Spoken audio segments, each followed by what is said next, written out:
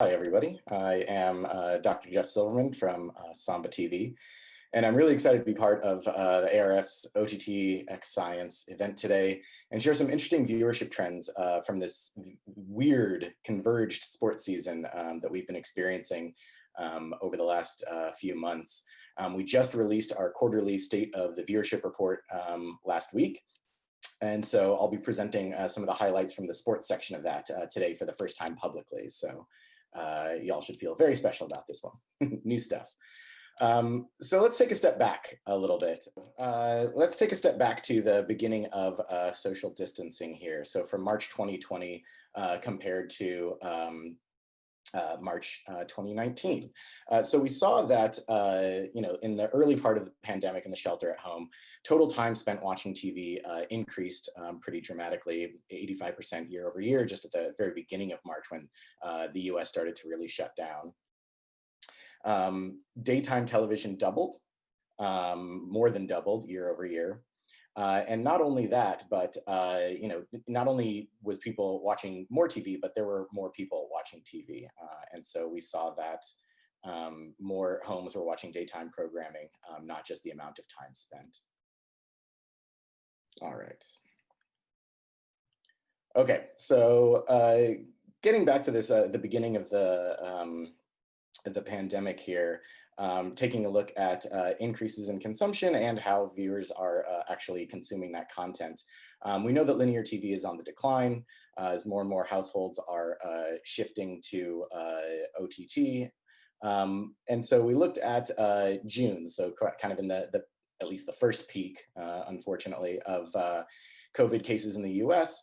Linear TV reach being down just 1%, but the consumption being up quite a bit. So what that's telling us is that there's maybe somewhat fewer people or households watching linear TV, but the amount that they were consuming year over year in June was significantly up.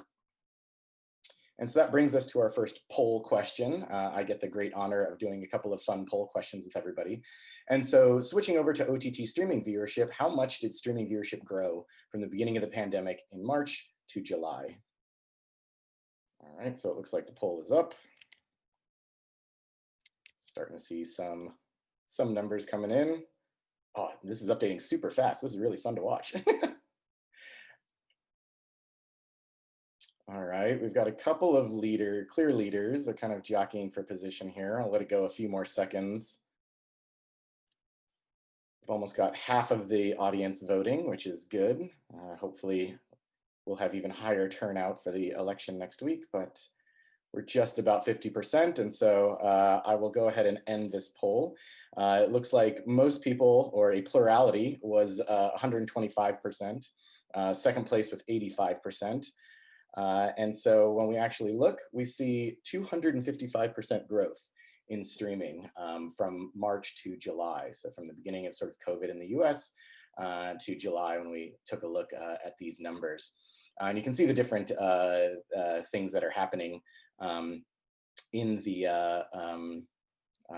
streaming world, TV world, with HBO launching in May, Peacock launching in July, of course, Disney Plus hitting 50 million subscribers in April, 3 years faster than it was expected. And so what does this all mean for marketers?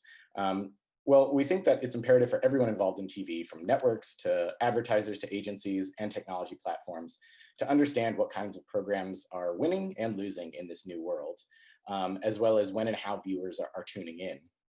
And so this need for understanding, along with the massive growth in viewership and further fragmentation across all these different platforms, has really pushed our industry faster into the ACR measurement era. And so some of you might be wondering what ACR technology is, so I'll kind of take a quick step back and talk a little bit about what we do at Samba TV, how we get this information, and I'll define that acronym ACR. So ACR technology, or automated content recognition, provides us with an agnostic view of viewership and ad exposure from smart TVs that are integrated with Samba TV's tech. And so we have technology that sits inside 35 million smart televisions around the world. And that technology will analyze and understand all of the viewing that's happening on that TV. So whether that's coming from a gaming device, an OTT device, traditional linear cable, whatever path that gets content to your TV screen, our technology, once you've opted in, can go ahead and process it and try to understand it. And so we can also connect this information from your TV screen to the digital world through our device graph. We have a proprietary device graph that can map TVs on a one-to-one basis to other devices in that household. And so that's the connective tissue that can really connect what's going on the TV to what's going on other devices. And so to make sense of all this data, my team has created one of the leading research panels in the field. We've taken ACR-enabled TV and devices and pared it down to mirror the US Census. We project and scale to the entire population of the US, including all 210 DMAs, and we balance demographically for age, gender, ethnicity, and income as well. And so at the end of the day, we get a projected panel that nearly perfectly matches the US Census. The size and scale of our panel means that one TV household is representative of about 35 US households, rather than maybe up to a couple thousand with some smaller panels that are out there. And so we have significantly more data to report on, and we can break it down to smaller TV networks, individual DMA regions, combinations of demographics, things like that. And in addition, our panel is built to reflect the changes in modern TV viewership. So we include people that are considered cord cutters, cord shavers, light linear TV viewers, in addition to those heavier linear viewers who are really driving up the frequency curves for advertisements. And so the main part of this talk is to dive into sports-specific viewership. And so, as I said, this was recently released in our State of the Viewership report last week. And so I'm going to kind of go through some of the interesting results that we got from sports specifically. And so, the main takeaway, we witnessed how the pandemic caused sports to basically press pause on everything.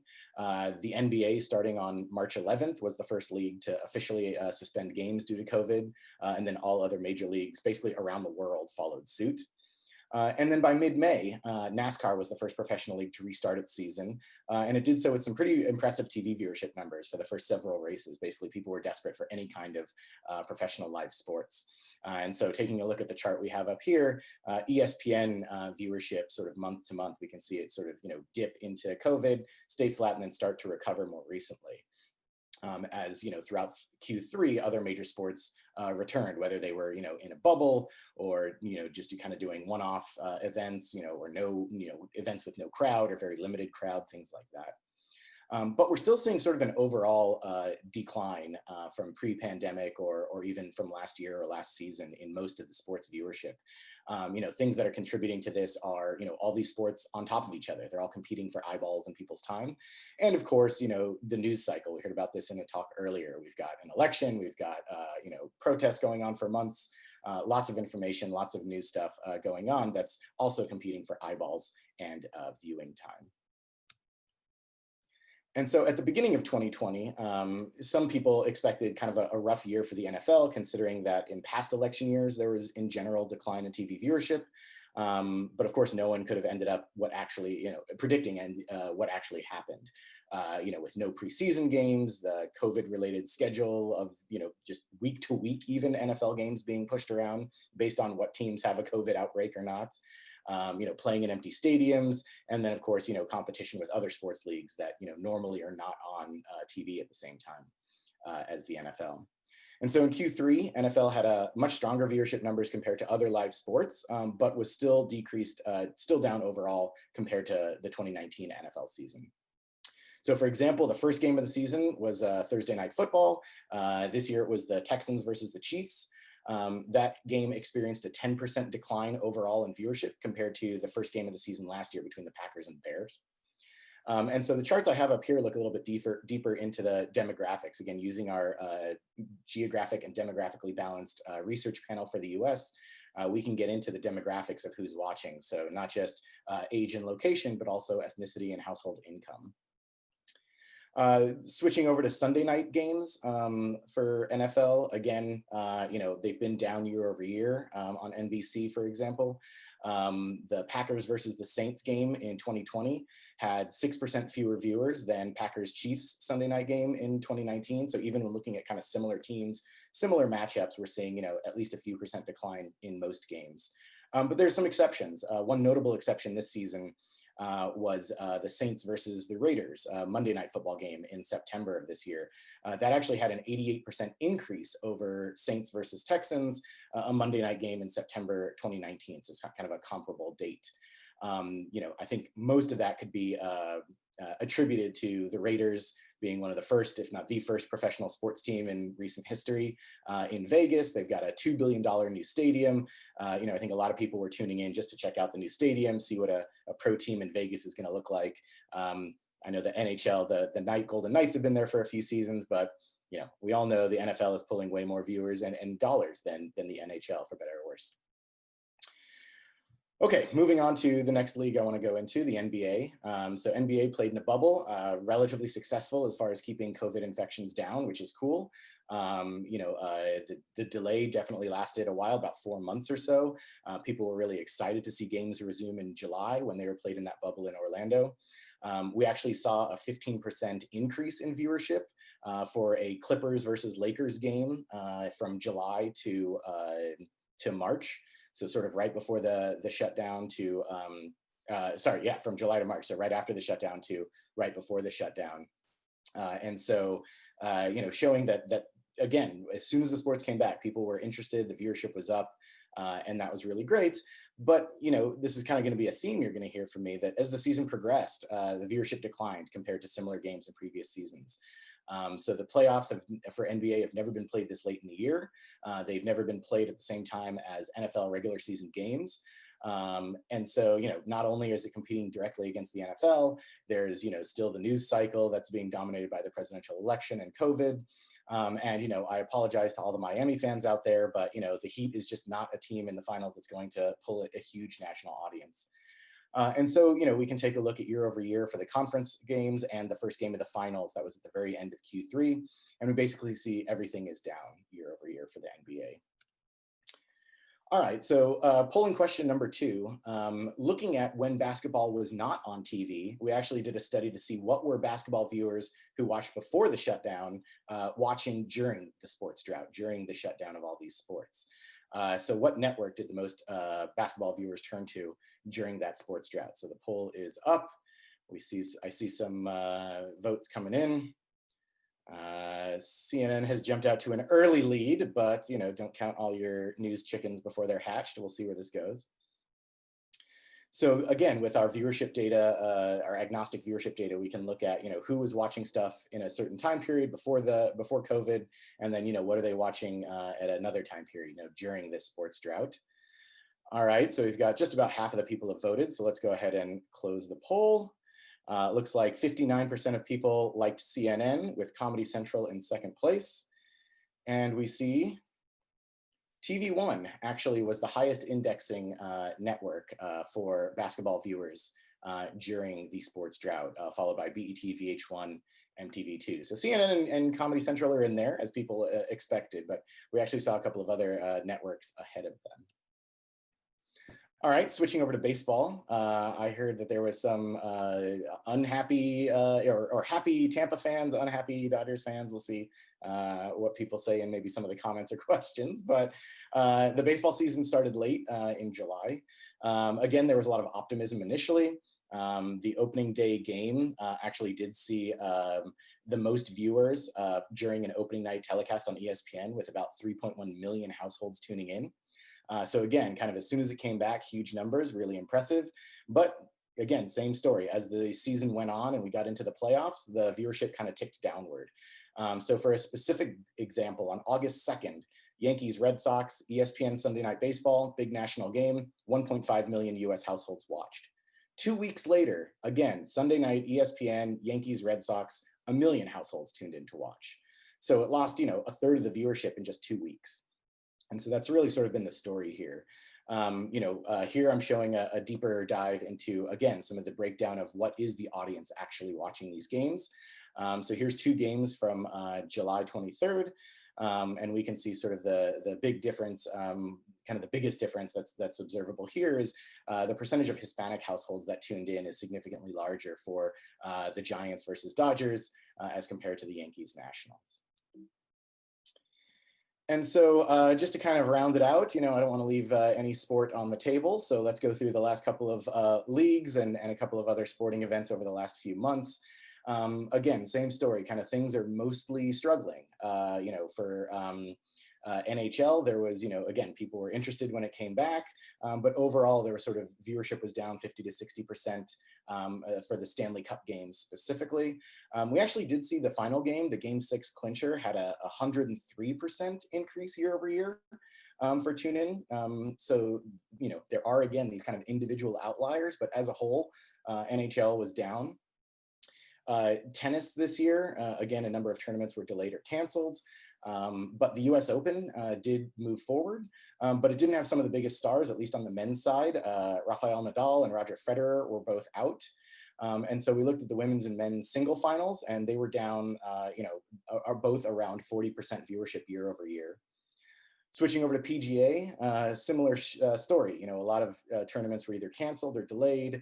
We saw increased viewership for the first 3 days of the Tour Championship, but round 4 on the Sunday was down 8% year over year. Again, going up against NFL most likely. And so the last one that I'll go through before we finish up here is the Kentucky Derby, known for its pageantry, celebrities, mint juleps, ridiculous hats. But the Derby this year had none of that, right? It was also moved from early May to Labor Day weekend, and this hurt viewership pretty badly. The Derby was down 42% year over year. And so I will close with my final poll question, maybe not related directly to Samba TV's data, but a fun one nonetheless. And we get to show at least one picture of a ridiculous hat from the Kentucky Derby. What is the name of the winning horse from this year's Derby? All right, votes are coming in. I think all of these names are moderately safe for work. Sometimes there's some interesting double or triple entendres in the horse racing names. All right, we've got about a third of the attendees are responding. All right, I guess we'll go ahead and cut it off. We've got sort of 2 battling for first place, Always Dreaming and Authentic. Authentic barely pulling ahead by 1 vote, and that is indeed the correct answer. Good old Authentic won the Derby this year. Okay, so I want to end here with just a few predictions. I've been really hesitant in general to make predictions about anything in 2020, just because who freaking knows. But I think, there's a few things that we've learned from the sports data that I've shown, and I think a little bit of what we can say for the future. This cannibalization really of the NFL going up against everything else and everything going against each other, I think we might see a little bit more of. As of just a few days ago, the NBA claims that they're going to start the next season on December 22nd, and they want to finish before the Summer Olympics, which are supposed to happen again, or take 2 will happen next summer. The NHL is supposed to start on or around January 1st, but they're already canceled their All-Star game for next season. And so both of those are going to, start at near the end of the NFL season. It'll be interesting to see if we see some cannibalization still, if NFL is still going to dominate and steal viewers, if everything is still going to be down, things like that. The idea is that there's probably going to be bubbles set up, I think, for the NHL and NBA. We saw that recently to keep players safe, but not only keep players safe, but keep things in business. The NBA claims that their bubble prevented $1.5 billion in losses by keeping all those games going, keeping that many teams going, and all the advertising. And then something that we really didn't get into, because it was not too much was happening in Q3, but has really picked up in Q4, and I think will continue into Q1, is college sports, right? College football, NCAA basketball, March Madness potentially actually happening. I think that'll come back. I think we'll continue to see those. Maybe with bubbles, maybe, hopefully with not too many people in the stands. But I think that'll attract more viewers to sports channels over the coming months.